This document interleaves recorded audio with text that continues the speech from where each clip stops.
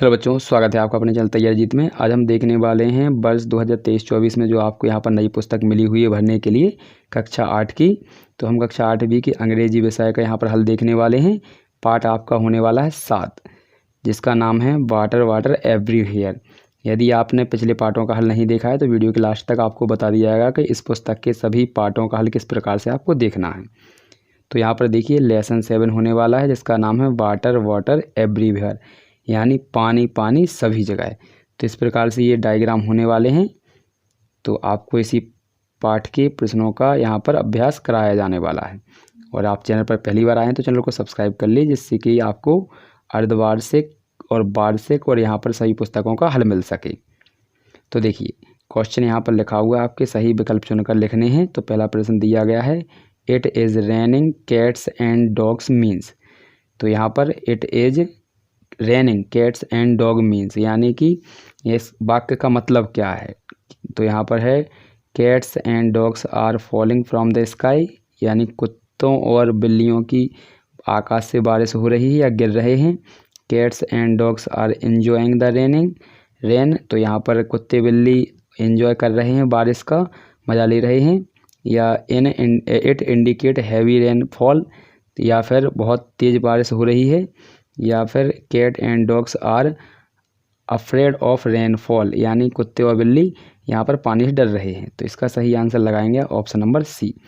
इसका होता है it is raining cats and dogs का मतलब होता है बहुत तेज़ बारिश होना या बहुत भारी बारिश होना। तो ऑप्शन नंबर सी सही है। इसके बाद अगला क्वेश्चन दूसरा, which of the following is not a disaster, यानी इनमें से कौन सा यहाँ पर प्रलय नहीं है। प्रलय मतलब यहाँ पर अकाल बोल सकते हैं आप, या महामारी बोल सकते हैं। तो यहाँ पर ऑप्शन है an accident, a flood, a fire, a fair. तो इसका सही आंसर हो जाएगा ऑप्शन नंबर डी। ठीक है, तो यहाँ पर फेयर यानी होता है मेला, यहाँ महामारी नहीं हो सकती है। इसके बाद अगला क्वेश्चन देखेंगे तीसरा। तो ये यहाँ पर आंसर यहाँ पर दिख रहे होंगे आपको, ये आंसर लिखे हुए हैं, तो अच्छे से नोट डाउन कर लीजिए। इसके बाद तीसरा ये रहा हमारा क्वेश्चन। तो तीसरा देखते हैं क्या लिखा है। तो यहाँ पर दिया है तीसरा प्रश्न। तो यहाँ पर आपको एक या दो शब्दों में उत्तर देने हैं। तो क्या लिखा हुआ है, are the floods caused by natural force only. तो यहाँ पर देखिए, क्या बाढ़ केवल प्राकृतिक कारणों से आती है। तो यहाँ पर लिखेंगे नो। ठीक है, तो प्राकृतिक कारणों से नहीं, मनुष्य की गलतियों से भी आती है। कैसे, यहाँ पर मनुष्य पेड़ों की लगातार कटाई कर देते हैं, जिससे कि यहाँ पर बाढ़ जैसी समस्याएं बढ़ जाती हैं। क्योंकि पानी एक लिमिट में बरसता है, लेकिन जब इसको अनियंत्रित कर देते हैं पेड़ों की कटाई करके, तो फिर अनलिमिटेड पानी बरसने के कारण बाढ़ आ जाती है। इसके बाद अगला है चौथा प्रश्न, who discusses the cause and effects of floods with the students, यानी कौन बाढ़ और उसके प्रभाव से बच्चों से चर्चा कर रहा है। तो इसका हो जाएगा द हेड मास्टर, यानी यहाँ पर आपके हेड मास्टर आंसर हो जाएगा। इसके बाद अगला क्वेश्चन है, are the floods caused by light rainfall और बाय हैवी रेनफॉल। तो क्या जो यहाँ पर बाढ़ है, बाढ़ आने का कारण क्या है, कम वर्षा होना या भारी वर्षा होना। तो आप यहाँ पर इसको लिखेंगे, ये वाला सही है आपका, हैवी रेनफॉल। ठीक है, तो यहाँ से यहाँ तक आपको टिक लगा देना। तो यही आपका आंसर है, यानी भारी वर्षा होना बाढ़ का कारण होता है। प्रश्न अगले चलते हैं छठवें प्रश्न पर। तो ये रहा हमारा छठवां प्रश्न, encircle the odd word and write, यानी अलग शब्द पर गोला लगाइए और लिखिए। तो देखिए, कोलेरा, मलेरिया, डायरहोसिया और इलनेस। तो यहाँ पर ये तीनों जो बीमारियाँ हैं जो पानी की वजह से होती हैं, पानी की वजह से फैलती हैं। और जबकि इलनेस यानी होती है बीमारी, ये किसी भी वजह से फैल सकती है। तो इसका सही आंसर हो जाएगा इलनेस। प्रश्न अगला देखेंगे, इसमें आपको एक या दो वाक्य में उत्तर देने हैं।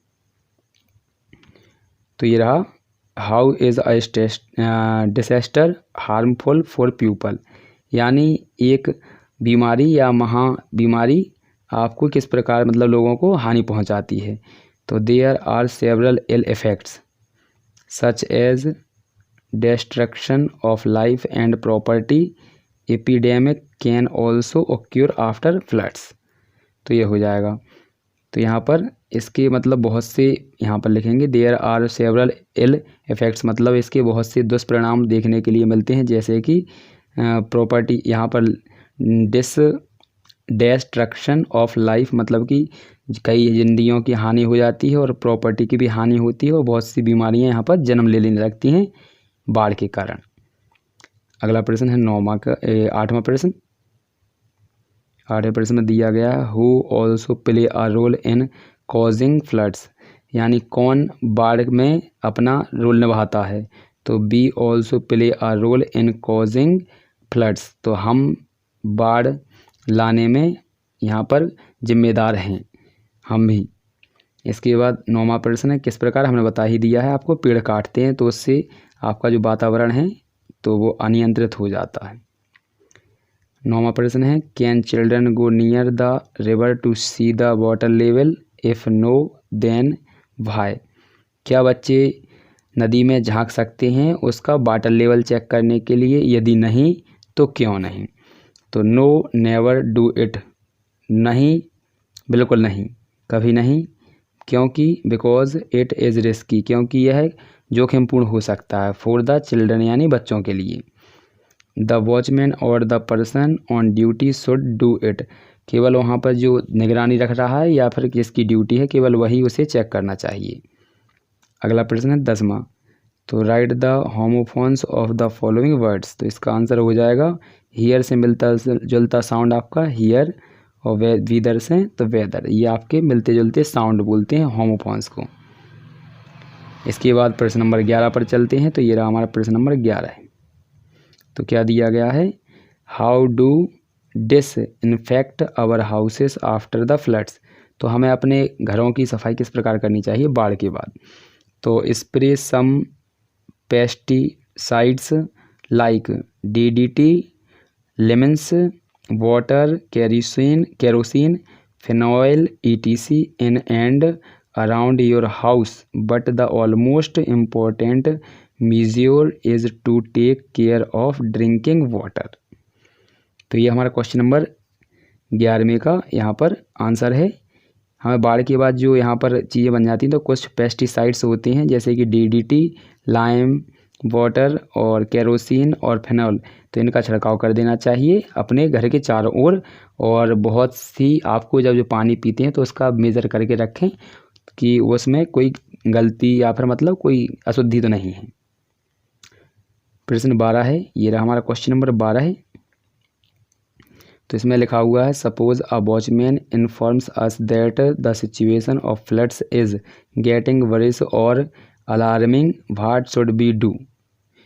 तो इसका आंसर है यहाँ पर तो we should take these steps, यदि जैसे ही कोई मतलब यहाँ पर वॉचमैन बताता है कि यहाँ पर बाढ़ जैसी स्थिति बन चुकी है तो आप क्या करेंगे। तो फर्स्ट यहाँ पर लिखेंगे, पहला पॉइंट है फर्स्ट डोंट गेट पैनिक, पहले तो हम घबराएंगे नहीं, इन एनी सर्कमस्टेंस, यानी किसी भी कंडीशन में। दूसरा है if your house is in danger, यदि आपका जो घर है वो बाढ़ के निकट है, move out immediately to a safe distance, और वहाँ से घर से बाहर निकलिए और किसी सुरक्षित स्थानों की ओर जाइए। इसके बाद move towards a higher place, और ऊंचे से ऊंचे स्थान पर जाएं जहाँ तक पानी ना पहुँच सके। फिर free all the cattles and try to take them to a safe place, सभी मवेशियों को छोड़ दें और प्रयास करें कि उन्हें भी सेफ स्थान पर ले जाएं।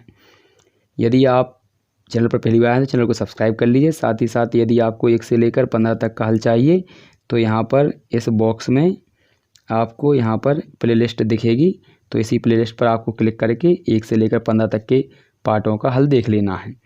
तो मिलते हैं अगले वीडियो में, तब तक के लिए जय हिंद जय भारत।